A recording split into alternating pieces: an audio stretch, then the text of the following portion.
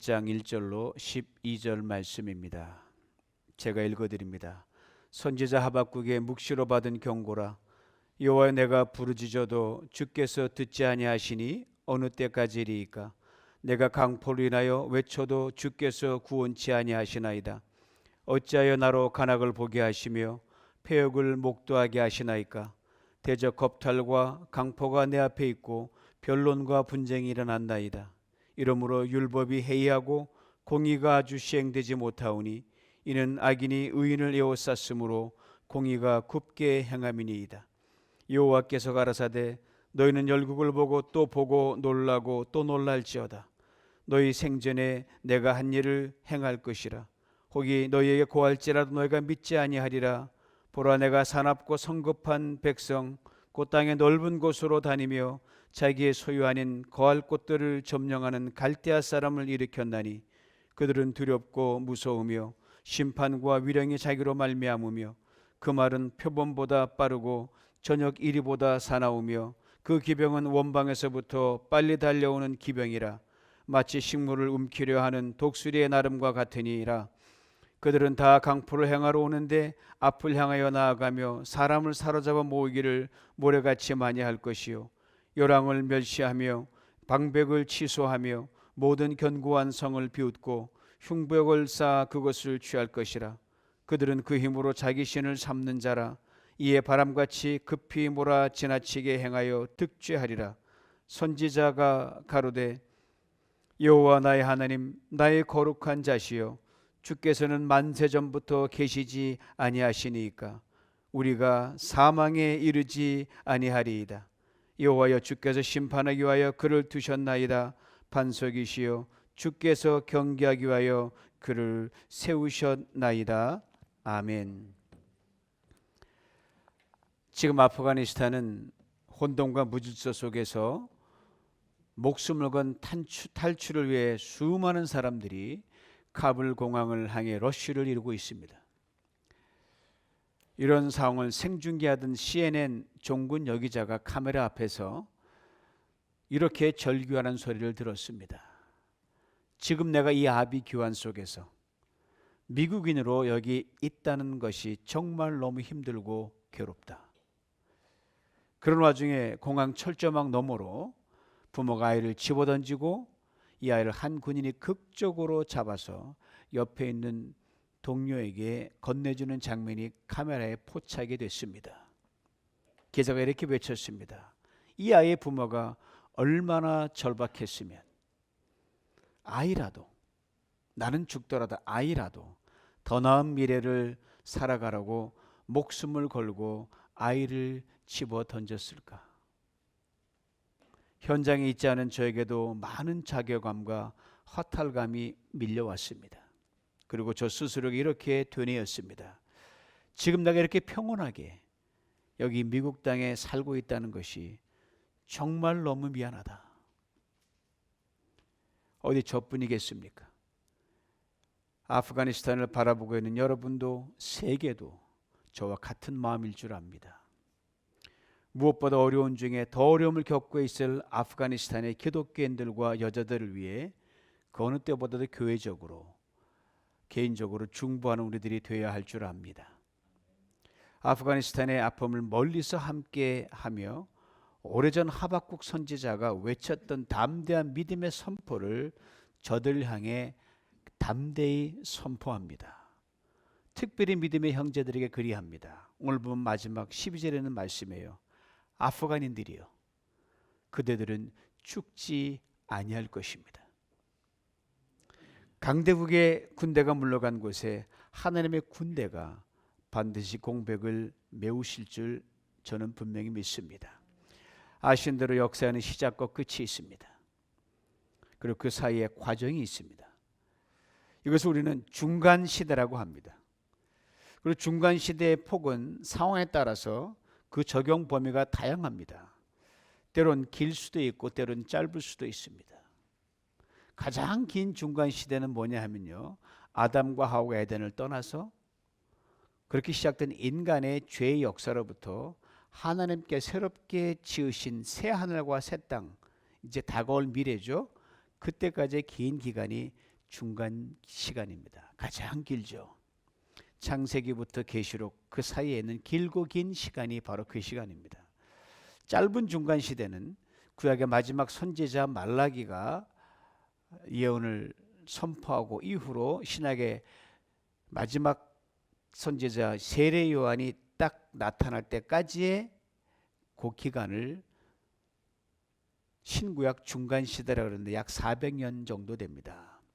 그리고 교회사적으로는 중세라고 불리우는 어두운 암흑 시대가 있었습니다. 소위 말하는 중세의 암흑 시대입니다. 중세란 단어를 최초로 사용한 사람이 누구냐 하면요, 르네상스 시대 유명한 이탈리아의 시인이자 인문학자인 프란체스코 페트리크라는 사람인데, 그는 인간이 살아가는데 행복이 과연 뭘까? 뭐가 행복일까? 글을 쓴 그 편지에서 거기서 중간 시대라는 단어를 이 양반이 썼어요. 그리고 이 단어를 사용하여 현재 어려운 환경을 설명하면서 현재 우리가 살아가는 어두운 시대가 이게 바로 중간 시대다라고 표현하면서 그 중간 시대를 이렇게 표현했습니다. 나는 살아있다.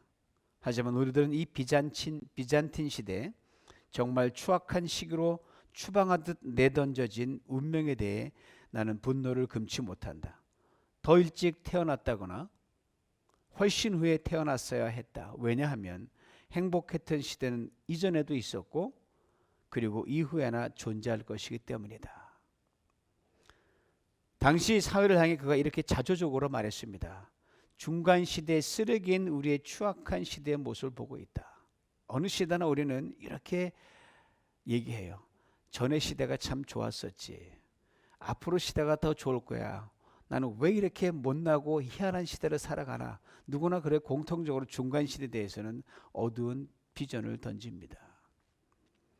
그의 말 속에 중세란 다른 두 시대, 즉 그의 앞 시대였던 그리스와 로마 시대, 그리고 당시의 현재 이후 다가올 시대의 그 중간 시대를 의미합니다. 자신이 살고 있는 그 중간 시대인 중세는 가장 암울하고 불행했던 시대라고 그렇게 설명했습니다. 교회사에서 말하는 또 다른 중간 시대가 있습니다. 바로 예수 그리스도께서 부활하시고 나서 예수님이 다시 오시는 재림까지의 그 시간을 중간 시대라고 말합니다. 그러니까 중간 시대란 한 시대가 시작되고 다른 시대가 시작될 때까지의 그 사이 기간을 중간 시대라고 합니다. 그러므로 이제 중간 시대를 신앙적 관점에서 이렇게 정의할 수 있습니다. 하느님의 약속들이 주어진 그 시간과 그 약속들이 성취되기까지의 그 시간 사이를 중간 시대라고 합니다. 아브라함도 이삭도 야곱도 하느님의 약속을 받았어요. 그 약속이 성취되기까지의 그 사이 시간을 살았던 사람들입니다. 성경의 모든 인물들이 다 그러했고 이 오가는 모든 시대의 사람들도 예외가 없습니다. 그러므로 어느 시대에 살든 인간은 중간 시대를 살아왔습니다. 지금도 중간 시대를 우리가 살아가고 있고 앞으로 우리 후대들도 중간 시대를 살아가게 될 것입니다. 바로 이 중간 시대 말입니다, 여러분. 언제나 존재해왔던 문제가 있었어요. 죄의 문제가 그것이고요. 악의 문제, 불평등의 문제, 전쟁, 그리고 갖가지 모순되고 부조리하고 요지경 같은 인간 세상의 일들이 꼭 그 중간 시대에 있었습니다. 낙원을 잃어버렸던 우리 인간들이 겪어야만 했던 그런 우리의 질병들이죠. 특별히 이런 일들이 더욱 기승을 부리던 중간 시대들이 있었는데 바로 그런 상황에서 던져지는 질문들이 이런 겁니다. 하나님은 어디 계시는가? 하나님은 왜 침묵하시는가? 오늘 하박국 선지자가 그가 살았던 중간 시대가 바로 그런 시대였고 그렇게 그는 외치고 있습니다. 그렇게 하박국 선지자는 참으로 이해할 수도 없는 악과 불의, 침략과 전쟁이 판을 치는 당시의 사회를 바라보면서 끊임없이 의문을 제기하지 않을 수가 없었습니다. 하박국이 먼저 의문을 제기하면 하나님이 답변하십니다. 그래도 하나님 답변 듣고도 속이 안 풀리니까 또 하박국이 의문을 제기합니다. 하나님도 답변하십니다. 그리고 하박국의 마지막은 하나님 음성 들리지 않는 곳에서 하박국의 믿음의 고백과 기도로 끝을 맺습니다. 오늘 본문 1장 2절에 하박국 선지자가 하나님께 던지는 첫 의문입니다. 들어보세요. 살려달라고 부르짖어도 듣지 않으시고 폭력이다 하고 외쳐도 구해주지 않으시니 주님 언제까지 그러실 작정입니까? 하박국의 이 의문 제기는 강한 불만이라고 하는 것이 훨씬 낫습니다. 그러나 하나님 앞에 기도로 토해내는 그의 간절한 탄원입니다. 특별히 4절에 공이라는 단어가 2번 등장하는데, 그러니까 하박국 첫 번째 의문 제기는 내가 살고 있는 유대 나라에 공의, 하나님의 공의가 완전히 실종됐다 이 말이에요. 그래서 폭력이 그치지 않고 백성들이 그토록 고통을 당하고 있다. 폭력이 뭘 의미하는지 3절에 이렇게 구체적으로 설명합니다. 간악, 폐역, 겁탈, 강포, 변론, 분쟁. 요즘 시대와 별반 다름이 없죠. 즉 소위 힘 있는 자들이 약한 자를 누르고 계속되는 소송거리들이 등장하고 다툼과 부정부패들이 득실거리고 온갖 간사하고 악한 인간의 행위들이 판을 치고 있다는 말입니다. 이런 와중에서 정말 속상하는 것이 뭐냐? 악한 사람들이 더 잘되고 득세하는 거예요. 불의가 선을 이긴다는 사실입니다. 이것을 하박국은 공이란 단어를 2번 연거푸 써가면서 하나님께 상기시키고 있어요. 좀 보시라니까요. 왜 잠자고 계시나니? 그렇게 계속 상기시키는 거예요. 첫 번째 공의는 마땅히 공의를 행할 사람들이 그걸 행하지 않고 있는 것에 대한 항의입니다. 그러니까 하나님의 원래 공의가 실종되었다는 거죠. 요즘 말하면 예수 믿는 사람이 예수님답게 살지 않는 것이고 정치가가 답지 않게 사는 것을 말하는 거죠. 하나님께 고발하는 말이에요. 두 번째 공의는 이 공의가 되레 악인들에게 순기능을 한다는 사실이에요. 무슨 말인가 하면 악한 사람들이 더욱더 악에 담대해진다는 겁니다. 불을 행하는 자들이 아무 일도 아니라니까 승승장구한다는 거예요. 그럼에도 불구하고 저들은 전혀 거리낌도 없습니다. 눈 하나 깜빡하지 않습니다. 오히려 그것이 자신들의 당연한 권리인 양 온 나라를 뒤죽박죽으로 만들고 있습니다. 이런 무질서 혼돈 속에서 저들에 대한 심판은 이루어지지 않고 백성들만 죽어나가는 거예요. 하박국이 보기에 이건 마치 공의가 저들의 악과 불의와 부정부패를 묵인해 주는 것이다. 면죄부를 주는 것, 그것이 아니면 이건 말이 안 된다. 이렇게 하박국은 탄식하고 있었습니다. 그래서 의인들이 좌절하고 낙심하며 하나님의 뜻을 행하는 자들에게 더 이상 소망이 없는 형국이 바로 내가 사는 시대다. 이 중간 시대라고 하박국이 외치고 있습니다. 그래서 기도로 호소하고 있는 거예요. 하박국 기도가 하루아침에 반짝 끝나는 하루살이가 아니었거든요. 그 중간 시간 내내 백성들의 회복을 위해 그렇게 쉬지 않고 기도드렸던 기도였습니다. 하나님 내가 부르짖어도 주님 듣지 않으십니다. 언제까지 그러실 참입니까? 바로 여기 하박국은 물론 모든 시대에 걸친 신앙인들이 직면하는 딜레마가 바로 여기 있어요. 오가는 시대에 인간 역사는 전쟁과 전쟁이 끊이지 않았잖아요. 지금도 되지만 이런 가운데 우리가 뭘 해요? 주여 평화를 주시옵소서 뜨겁게 기도하잖아요. 그런데 전쟁은 일어나고 있다는 말입니다. 그리스도인들이 하나님의 선이 임하기를 얼마나 간절히 기도합니까? 인간의 악함만을 보고 끝날 때가 또 얼마나 많고요. 지금도 그런 일이 진행 중입니다. 하박국 기도가 바로 이런 사람들의 기도와 맞닿아 있습니다. 또한 죽음의 직면에서 병상 곁에서 얼마나 간절히 치유를 위해 기도해온 그리스도인들이 많습니까? 근데 목사님이 간절히 중보 치유 기도를 했잖아요. 그대로 기도한단 말이에요.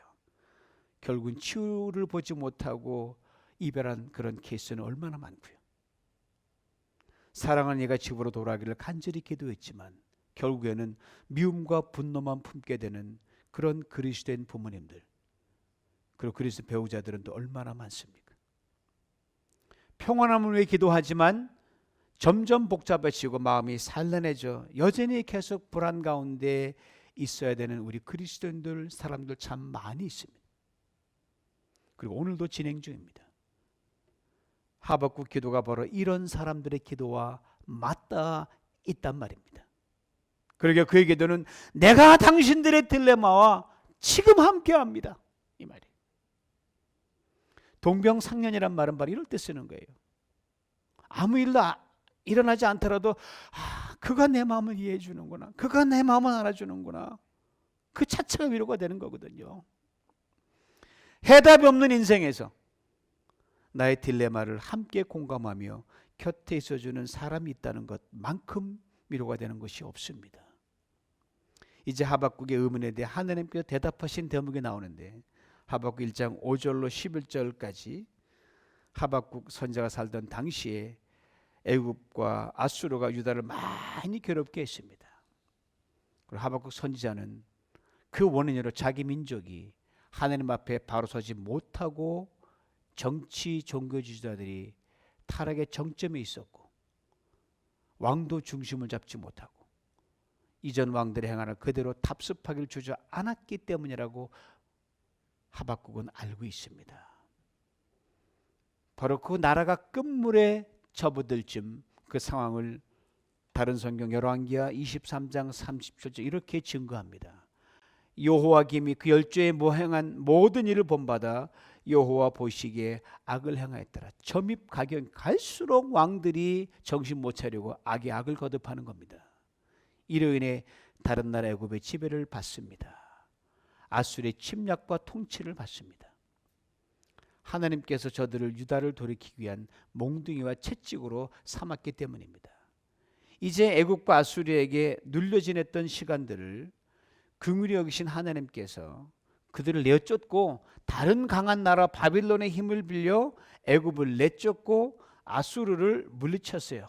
일단 이들이 물러갔으니까 숨을 돌렸어요. 그런데 이 바벨론이 저들보다 훨씬 강한 민족이었거든요. 하나님이 공의와 그들이 원했던 그 정치 질서가 바로 잡힌 것이 아니라 아수르가 물러가고 애굽이 물러간 그 공백에 바벨론이 들어와서 그 나라의 정치와 종교로 대치되었을 뿐입니다. 유다 입장에서 보면 자신들을 다스리는 정복자만 바뀐 거예요. 아는 그대로 있고. 잠언에 이런 말씀이 있습니다. 곰을 피하려다가 사자를 만난다. 하박국 선지자가 본 유다의 정세가 바로 이와 같았습니다. 애굽과 아수르보다 더 강한 이방 나라의 통치와 지배를 받게 되었으니까요. 너무너무 혼란스러운 거예요. 하박국이. 이건 뭐야? 그냥 그대로 두시지 또 이건 뭐야? 너무너무 혼란스러운 거예요. 나라의 형편을 볼 때 하나님은 당신의 의로운 질서를 확립하실 것이라는 그 목적에서 점점 더 멀어져 가는 겁니다. 이해할 수가 없었습니다. 공의 하나님께서 또 다른 우상을 훨씬 더 숭배하는 악한 백성들로 유다 나라를 대체하신다는 것, 다른 파괴와 사망과 불의와 핍박과 고통이 임한다는 것, 도저히 하박국은 받아들일 수가 없었습니다. 이로 인해 하나님의 나라 통치는 유다 땅에서 없어지고 나라 전체가 악한 길로 마냥 흘러만 가는 것처럼 보였습니다. 이런 상황에서 하박국 선지자가 하나님께 또 이 일을 제기합니다. 주님께서는 눈이 맑으심으로 악을 보시고 참지 못하시며 폐역을 보고 그냥 계시지 못하시는 분이십니다. 그런데 어찌하여 배신자들을 보고만 계십니까? 악한 민족이 착한 백성을 삼켜도 조용히만 계시렵니까? 그가 그물을 떨고 나서 곧 이어 무자비하게 뭇 백성을 죽이는데 그가 이렇게 해도 되는 것입니까? 그의 탄식은 하박국 시대가 얼마나 혼돈스럽고 어두웠는지를 단적으로 보여줍니다. 하나님도 잠잠히 계셨으니 말입니다. 이런 때에 세상과 나라가 어디로 가고 있는가? 하나님 왜 가만히 계십니까? 던져지는 의문은 중간 시대를 살아가는 우리 모두가 던지는 동일한 질문입니다. 그리고 우리 이후의 시대도 우리가 던졌던 질문을 동일하게 던질 것입니다. 분명 하박국은 1장 서두에서 유다의 사악함이 끝나기를 간절히 원했어요. 그런데 이어지는 하나님의 답변은 바빌론은 더 큰 악을 일으키시겠다는 것이었습니다. 도대체 유다의 악은 언제 끝나는 것이며 하나님의 공의가 언제 다스려지는 것인가? 하박국은 자신의 의문에 대한 하나님의 답변 자체가 너무너무 혼란스럽고 이해가 안 되셔 견딜 수 없었습니다. 그랬기에 알 수 없는 하나님의 문제 해결 방식이 언제까지 계속될지 모르기에 하박국은 전전긍긍했습니다. 이런 상황에서 여러분, 하박국이 굳게 붙들었던 말씀이 하나 있었습니다. 즉 하나님이 이런 상황 가운데서도 여전히 일하고 계신다는 것을 하박국은 믿음으로 1장 12절에서 분명히 고백했습니다. 주님께서는 옛날부터 계시지 않으셨습니까? 나의 하나님, 나의 거룩한 주님, 우리는 죽지 않을 것입니다. 주님께서 우리를 심판하시려고 그를 일으키셨습니다. 반석이신 주님께서는 우리를 벌하시려고 그를 채찍으로 삼으셨습니다. 중간 시대는 완전히 채찍과 전쟁과 핍박과 불의와 폐악이 난무하는데 그 사이에서 하나님을 믿기에 우리는 죽지 않을 것입니다. 그렇습니다. 하박국은 하나님의 마음을 정확하게 읽고 있었습니다. 하나님께서 복수를 위해 또는 유다를 끝장내시기 위해 또는 악한 자들이 사망에 이르는 것을 기뻐하기 위해 바벨론을 사용하신 것이 아니라는 것을 하박국은 분명히 믿었습니다. 하나님이 당신의 백성을 심판하시는 단 하나뿐이라는 것, 당신의 백성들이 바르게 살기를 원하시고 삶을 정결케 하시고 순화시켜서 이들이 하나님 방식대로 살며 그분의 뜻에 순복하고 그분의 목적을 이루기 위함이었습니다. 이것을 하박국 선지자는 분명히 알기에 그는 이렇게 선포했습니다. 우리는 결코 죽지 않을 것입니다.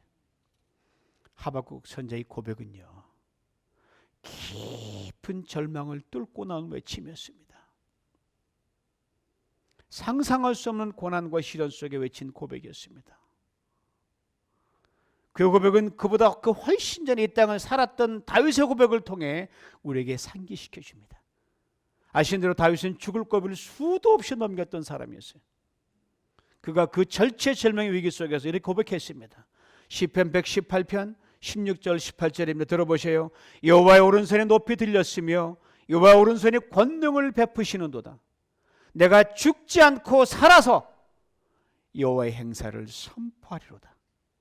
여호와께서 나를 심히 경책하셨어도 죽음에는 붙이지 아니하셨도다. 그가 숱한 고난 중에 놓였던 것은 그를 해하려는 악한 무리들 때문이기도 했고 다윗 자신의 죄악 때문이기도 했습니다. 그럼에도 불구하고 다윗은 하나님께서 그로 인해 나를 징계하시고 때리고 심지어 사지로 몰아갈지라도 하나님은 나를 결단코 죽이지 않는다는 것을 다윗은 굳게 믿었습니다. 하나님이 자신을 징계하시는 것은, 하나님 자신의 극심한 시련의 시간을 통과하게 하는 것은 죽이시려 함이 아니라 살려내어 회복시켜 하나님을 자랑하고 하나님의 일을 감당하게 하시는 걸 다윗이 분명히 믿었습니다. 즉 하나님의 자신을 향한 긍휼과 사랑이 언제나 크다는 것, 이걸 다윗은 한 번도 잊은 적이 없습니다. 오늘 본문의 하박국 선지자 분명 다윗의 말씀을 수도 없이 많이 묵상했을 거예요. 그 또한 다윗처럼 죽을 것 같은 절망과 고난의 시간을 당시 유다 백성과 함께 지나고 있기 때문에 죽지 않고 살아서 하나님의 행사를 선포하리로다. 이 다윗의 담대한 고백을 구구절들이 그의 마음에 새겼을 것입니다. 그랬기에 하박국도 그와 동일한 고백을 훗날 이렇게 선포한 것입니다. 우리는 죽지 않을 것입니다. 그렇습니다. 하나님 때때로 우리가 정말 그를 필요로 할 때 숨어 계실 때가 있습니다. 하나님 때때로 정말 다급할 때 빙빙 우회하실 때가 있습니다. 하나님 때때로 사방이 가로막혀 절망 가운데 빠져 있는데 마치 생명 대신 죽음을 던지시는 것 같고 평화 대신에 전쟁을 선물로 주시는 것 같고 선 대신 악을, 평온 대신에 강포를 몰고 오시는 것처럼 야박한 하나님 보일 때가 있습니다. 그러나 그것은 우리에게 복수하려 하심이 아니라 우리를 죽이거나 멸망시키려 함이 더더욱 아닙니다. 우리로 하여금 하나님 뜻을 이룰 만한 그런 그릇으로 다듬으시기 위함입니다. 그러기에 우리 또한 그 어떤 시련과 고난에 닥칠지라도 하박국의 고백을 토해낼 수 있기를 원합니다. 우리는 죽지 않을 것입니다. 다윗의 고백도 토해낼 수 있기 원합니다. 내가 죽지 않고 살아서 여호와의 행사를 선포하리로다. 하박국 선지자가 살던 시대는 그의 인생에서, 아니 유다 나라의 역사 가장 어두웠던 중간 시대였습니다.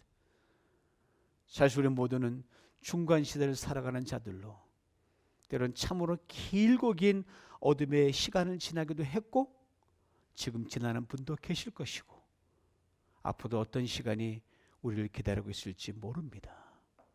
그러나 한 가지 분명한 건 이것입니다. 그 가운데서 하나님이 여전히 일하고 계시다는 사실입니다. 이 하나님께서 여러분과 저를 죽이실까요? 아닙니다. 이 하나님께서 여러분과 저를 그냥 방치해 두실까요? 결코 아닙니다. 때때로가 내부는 실존적 물음들, 하나님 어디 계셔요? 하나님 공의를 굽게 하고 세상을 요직으로 몰아가는 악과 불의를 그냥 보고만 계실까요? 그 부르짖는 순간에도 하나님은 살아계셔서 우리가 던지는 이 너무 절박한 물음을 듣고 계십니다. 그리고 가장 알맞은 때에 가장 좋은 방법으로 당신의 선을 확실하게 나타내십니다. 이런 소리 들어보셨어요? 하나님께서는 고통을 먼저 주시고요, 그 설명서를 나중에 주신다는 것. 고통은 이메일로 보내시고요, 설명서는 배편으로 보내신답니다. 이것만 분명히 믿으면 소망이 있습니다. 요새 세상 돌아가는 것 보면 하박국 선지자가 살았던 시대에 결코 뒤지지 않을 만큼 악합니다. 불의가 가득합니다. 소위 말하는 사회 기득권과 특권층들의 모습은 가히 점입가경입니다. 이런 시대를 살면서 정말 돈의 힘에 눌리고 권력의 힘에 눌리고 부조리에 눌리고 폭력에 눌리고 강한 나라에 눌려서 숨조차 쉬기 힘든 사람들이 얼마나 많은지 모릅니다. 어디 호수에도 오랜 시간 동안 부패와 부정으로 철저히 서로 연결되어 있기 때문에 백성이 그토록 나 죽겠소 살아들 외치는 소리, 그 소리까지 파묻혀버리기 일쑤입니다. 누군가에 의해 그렇게 눌려 지내지 않고 나름대로 평안에 살고 있는 우리들은 저들의 고통과 억압과 부절이 아마 상상할 수가 없을 거예요.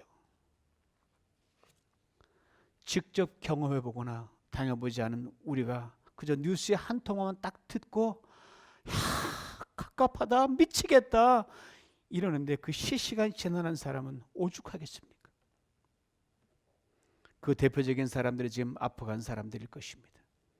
목회단생에 올린 기도 제목에 잠시 언급했지만 지금 아프가니스탄에서는 벌어지는 요지경 같은 21세기의 민낯을 보면서 여러분과 제가 할 수 있는 일이 과연 있을까요? 이 하나 있습니다. 이 시대의 하박국이 되어 하나님께 끊임없이 부르짖는 겁니다. 하박국이라는 이름의 뜻이 뭔지 아셔요? 껴안는 자란 뜻이에요. 그렇습니다. 이 시대의 아픔을 내 아픔으로 껴안고 이 시대에 눌린 자들의 신음과 눈물을 내 신음과 내 눈물로 껴안고 이 시대에 고통당한 자들의 탄식을 내 탄식으로 껴안고 하느님 앞에 부르짖으며 저들 왜 신원한 기도를 드릴 수 있기를 원합니다. 하박국 선지자 그랬듯이 말입니다. 우리가 저 아파간을 할 수 있는 것이 뭐가 있겠습니까? 그저 기도로 껴안을 뿐입니다. 그러될 때 하나님께서 우리를 껴안아 주십니다. 그렇습니다. 우리가 작은 하박국이 될 때 하나님은 상상할 수 없이 큰 하박국이 되어 우리를 껴안아 주십니다.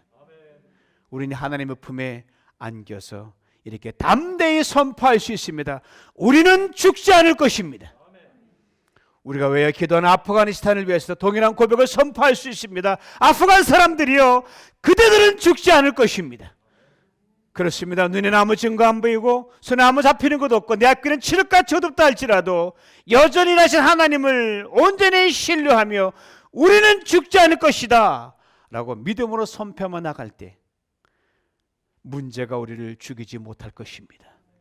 연약함 우리를 죽이지 못할 것입니다. 크고 작은 질병과 심지어 암도 결코 우리를 죽이지 못할 것입니다. 나이도 한계도 어떤 장애도 우리를 결코 죽이지 못할 것입니다. 왜요? 예수 그리스도께서 이미 이렇게 말씀하셨기 때문에 나는 부활이요 생명이니 나를 믿는 자는 죽어도 살겠고 무릇 살아 나를 믿는 자는 결단코 죽을 보지 아니하니라. 상황 끝. 그러므로 우리는 죽지 않을 것이다. 이걸 믿음의 고백으로 토해 나갈 때 주님께서 우리 이 고백에 확실하게 응답해 주실 줄 믿습니다. 이렇게 나가는 우리들에게 하나님께서 우리 한 사람 한 사람 21세기 이 중간 시대를 참으로 힘겹게 살아가는 그 많은 사람들에게 작지만 소망과 의뢰의 사람 살아갈 수 있도록 우리를 넉넉히 세워주는 이 시대 하박국으로 만들어갈 줄 믿습니다. 이 은혜를 다 받아 누리실 주님을 축원합니다. 전능하신 하나님, 우리는 할 수 있는 것이 아무것도 없습니다. 그저 우리가 사는 시대가 가장 힘들고 어렵고 고난의 시대라는 것은 알 수 있습니다. 하박국 선지자의 그 믿음을 본받고 우리는 죽지 않는 것이라는 이 믿음의 고백을 토해내고 이것을 사방으로 선포해냅니다. 하나님 껴안고 기도로 나갑니다. 우리를 껴안아 주시사 우리 기도 끝에서 생명의 역사가 나타나게 만들어 주시고 아버지 하나님 치유 역사가 나타나게 만들어 주시고 이 온 땅에 이지러진 게 펴지며 불의가 물러가고 공의가 세워지는 그 하나님의 나라를 보는 우리 모두가 되게 하여 주시옵소서. 예수님의 이름으로 기도하옵나이다. 아멘.